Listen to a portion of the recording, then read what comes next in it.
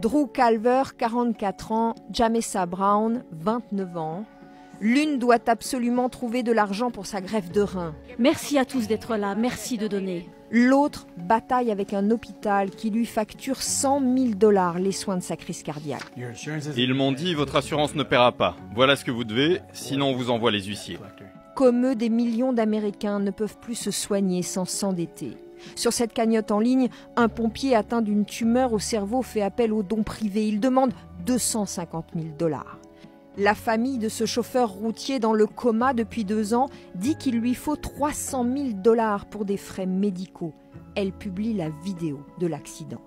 Comment ces Américains en sont-ils arrivés là? En avril 2017, Drew Calver, professeur d'histoire à l'université, est victime chez lui d'une crise cardiaque. Son voisin l'amène à l'hôpital le plus proche. Voilà, là c'est l'entrée des urgences. Comme la majorité des Américains, Drew Calver souscrit à une assurance privée. Il se dit donc qu'il est forcément pris en charge. J'ai quand même demandé en arrivant, je suis bien couvert? Je suis bien dans le bon hôpital, avec la bonne assurance? Et tout le monde m'a dit oui. Et puis c'est une urgence. Après une semaine d'hôpital et un pontage, Drew Calver rentre chez lui. La facture arrive quelques semaines plus tard. Je vois les 109 000 $ et je me dis non mais c'est pas vrai, je ne vais pas payer ça. 100 000 $, soit 89 900 € à la charge du couple, car leur assurance refuse de payer.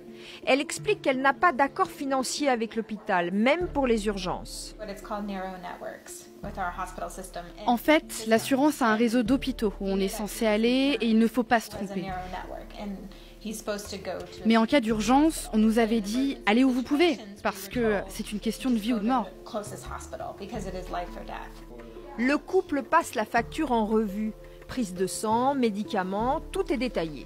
Le plus coûteux, 4 petits ressorts posés dans les artères de Drew, ce qu'on appelle des stents. Une technologie courante, mais facturée ici 42 000 $, soit 38 000 €. On a regardé et le prix moyen c'est 1 000 $ les 2 stents. Ils ont donc multiplié le prix par 20. Ils nous ont dit que c'était les prix du marché. Mais ce n'est pas possible. Personne ne paye ce tarif. Drew Calver et sa femme envoient finalement le document à ce médecin spécialisé. Aux États-Unis, les hôpitaux sont majoritairement des entreprises privées qui font des profits. D'un hôpital à l'autre, chaque établissement décide et calcule ce sur quoi il veut faire de l'argent. Par exemple, dans l'État de New York, une analyse de sang pour la vitamine D coûte 16 $ à un endroit et 784 $ à un autre. Et c'est la réalité. Ces factures, les Américains leur ont donné un nom, les factures surprises. Leur montant est aléatoire et surtout elles ne sont jamais totalement couvertes par les assurances que payent les patients aux États-Unis. Cet après-midi, dans cette église, une jeune femme organise une vente aux enchères. On a commencé il y a quelques mois avec rien et maintenant j'ai déjà 900 $. Jamessa Brown a besoin d'une greffe de rein. Elle paye 500 $, soit 480 € par mois d'assurance santé privée. Mon assurance va prendre en charge 80% de la greffe et du traitement, mais il me restera 20%. Et ce sera 20% d'à peu près 400 000 $. C'est une grosse somme à sortir de ma poche, c'est très lourd sur mes épaules. La famille, les amis vont faire des dons après avoir écouté des chants